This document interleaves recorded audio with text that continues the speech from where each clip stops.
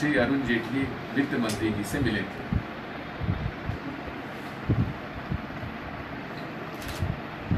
वित्त मंत्री जी ने कहा कि हाँ मुझसे मिले थे, लेकिन संसद में क्योंकि वो संसद सदस्य थे उस नाते मुझसे मिले थे। ये बात तो साफ हुई कि यहाँ से जाने के पहले वो उनसे मिले थे। ये भी बात सही है कि वित्त मंत्री जी को ये भी मालूम था कि बैंकों ने उनके खिलाफ FIR दर्ज कराई हुई है धोखाधड़ी की।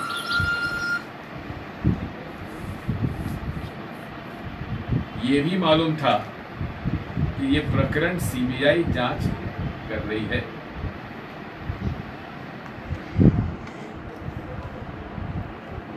एक पहलू तो यह है कि एक व्यक्ति जिस पर धोखाधड़ी का FIR CBI द्वारा की गई है, वो भारत छोड़ से भागने के पहले वित्त मंत्री भारत शासन से मिला। दूसरा पहलू आता है CBI के जॉइंट डायरेक्टर AK शर्मा के उस आदेश का, जिसमें उन्होंने पहला सर्कुलर जो CBI का निकला, मैं थोड़ा सा बता दूं आपको कि जितने भी आर्थिक अपराध होते हैं उनमें लुकआउट नोटिस निकलता है और इन्वेस्टिगेटिव एजेंसीज के द्वारा निकाला जाता है।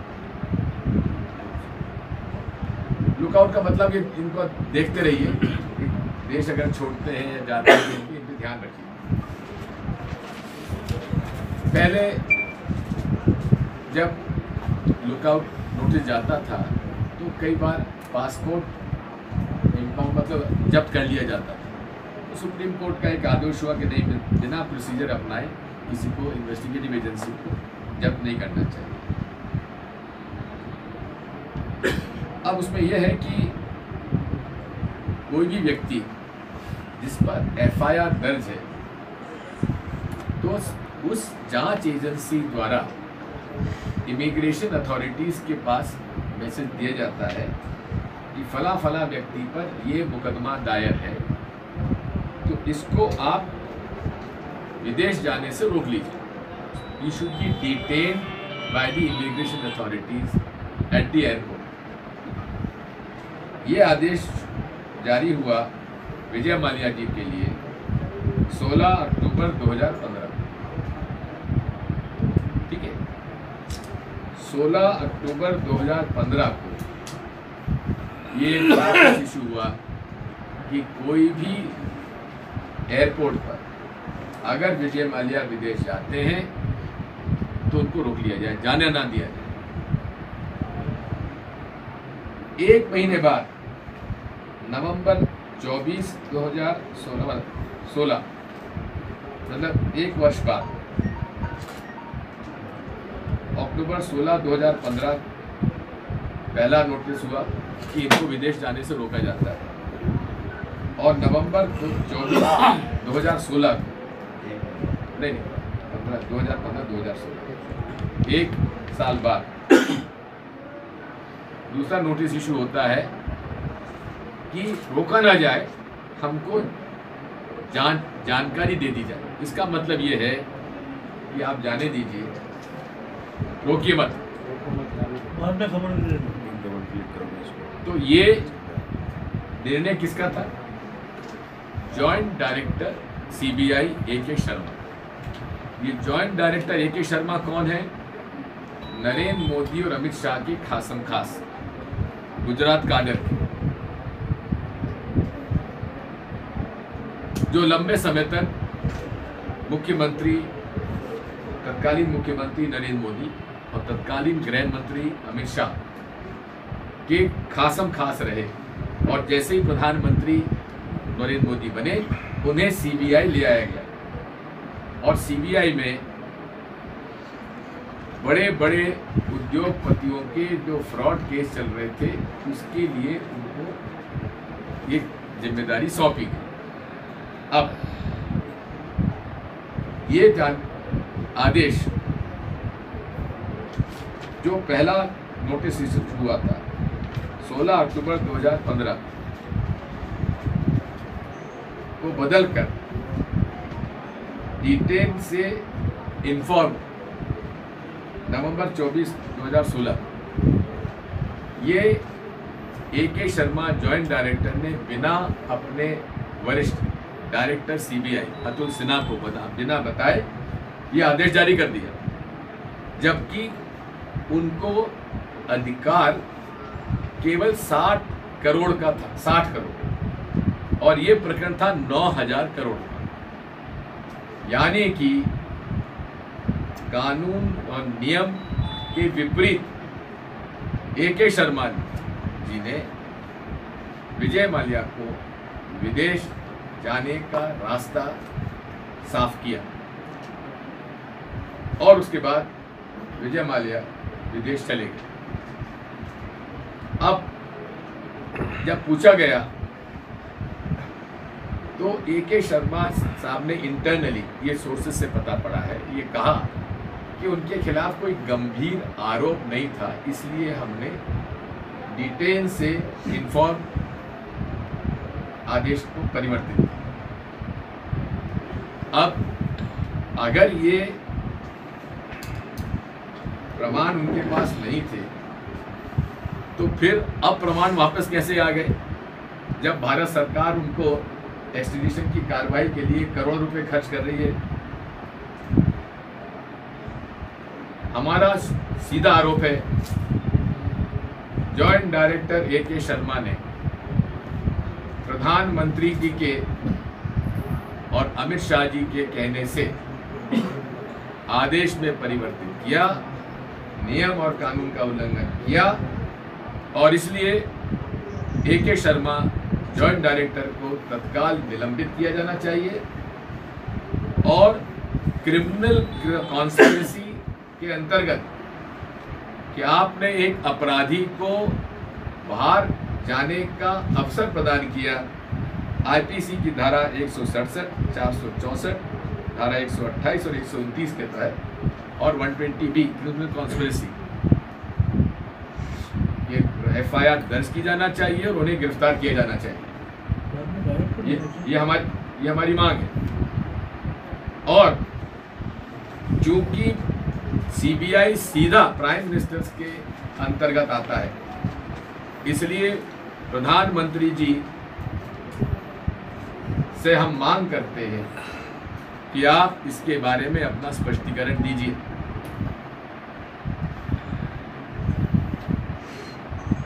जो कुछ थोड़ा बहुत मैं माननीय प्रधानमंत्री और माननीय अमित शाह के बारे में जानता हूं, ये नहीं करेंगे,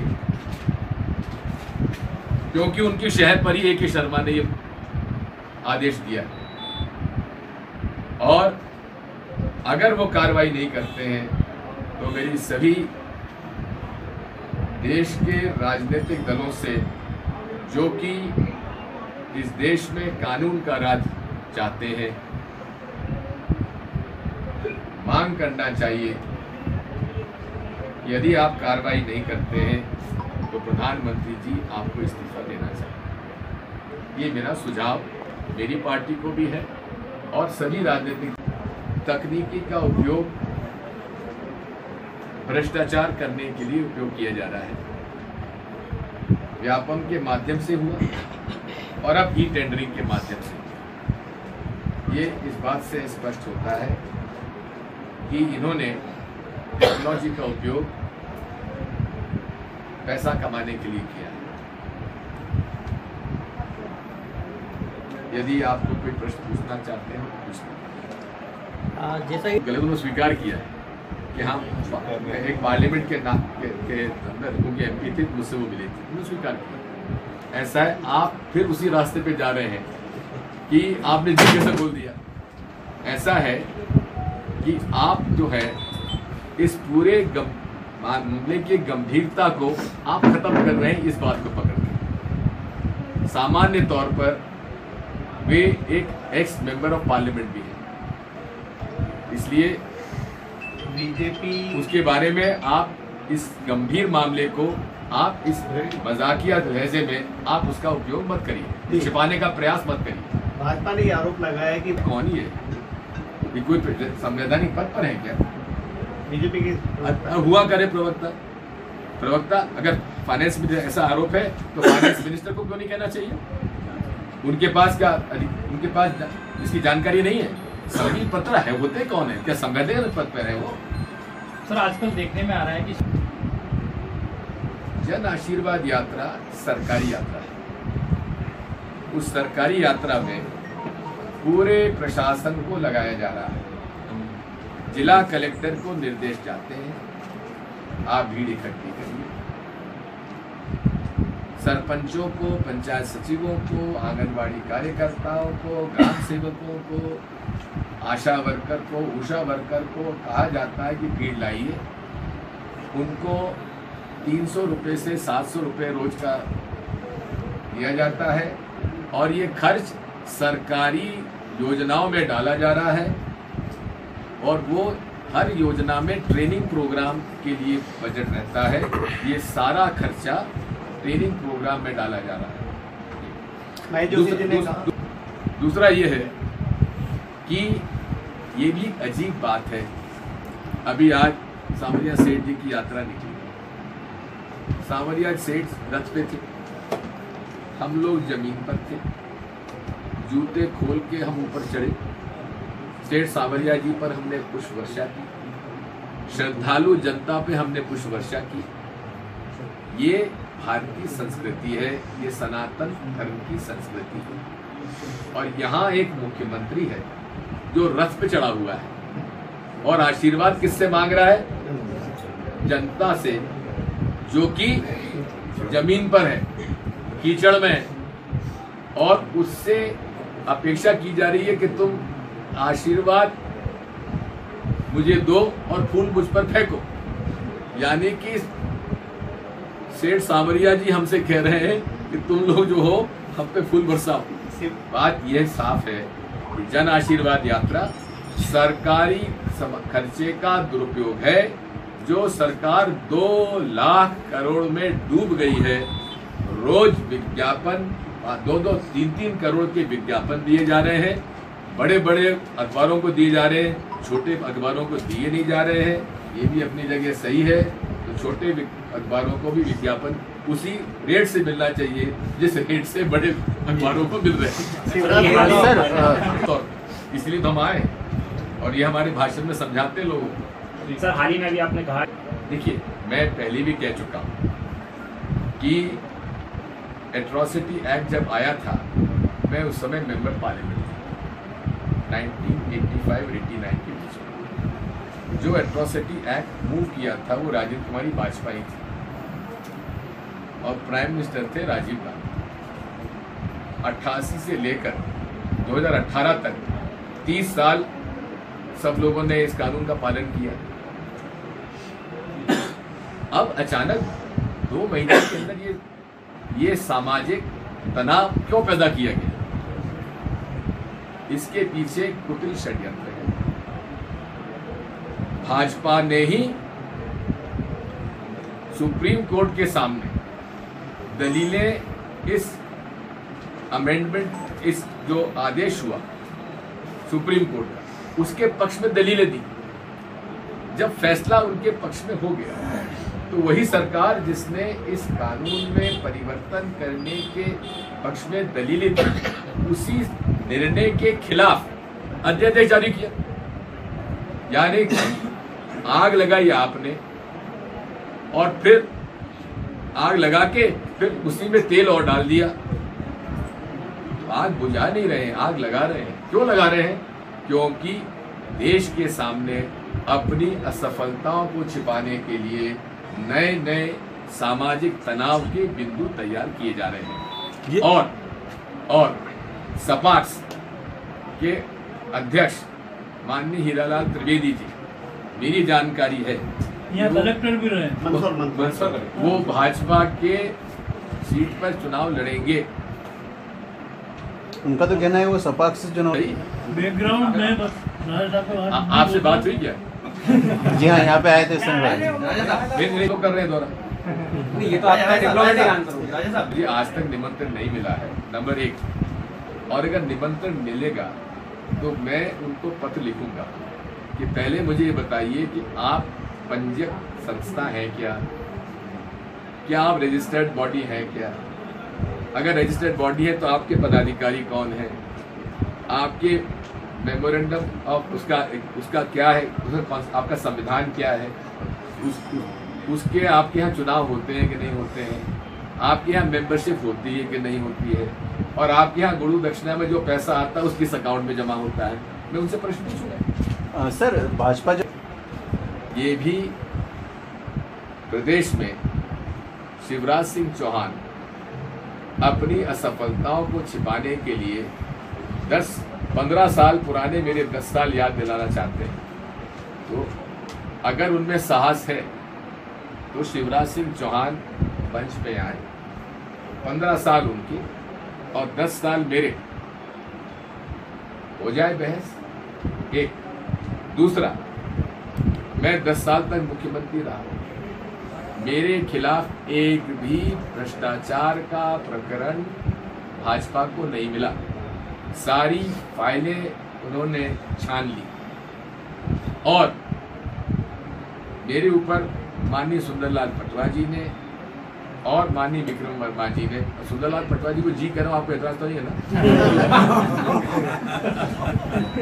और विक्रम वर्मा जी ने मेरे ऊपर आरोप लगाया, मैंने मानहानि का दावा किया और मानहानि का दावा करने के बाद आप जानते हैं पटवा परिवार से मेरे बड़े घरेलू संबंध रहे, आज भी हैं। तो पटवा जी का फोन आएगा, भाई कब तक तू देश चलाता रहेगा? तो मैंने कहा पटवा जी आप जैसा कहो।